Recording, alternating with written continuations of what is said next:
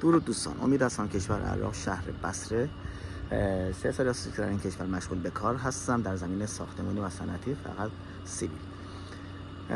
اینجا من روش کار ساختمانی در کشور عراق به شما توضیح مختصر میدم که یه مقدار با روش کار ساختمانی متفاوت است. چرا؟ چون یه مقدار سنتی تر کار میکنم.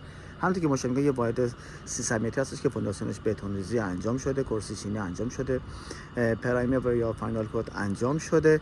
مرحله بعدی شما ستون اینجا مشاهده نمی کنید، دیوار حمال دارن که به این صورت دیوار چینی انجام میشه و پس از اون نلدرگاه و سقف. ولی در فونداسیون ما یه مقدار همچنان کار داریم، باید حتما لوله‌های فاضلاب کشیده بشه و پس از کشیدن لوله‌های فاضلاب خاکریزی انجام میشه برای نظافت کار، کامپکت و بتون ریزی.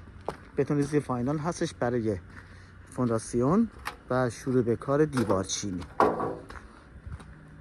یه نکته خیلی جالبی که در این کشور شما میبینید، فاضلاب برای سرویس پیدا شه و حماما توی این مخازن تخلیه میشه و از طریق این مخازن به سپتیک اصلی شهر یا خیابان انتقال داده میشه.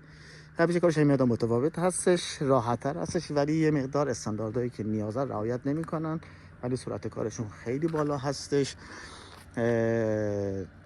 امیدوارم که از این کلیپ لذت برده باشید و لایک و سابسکرایب فراموش نشه.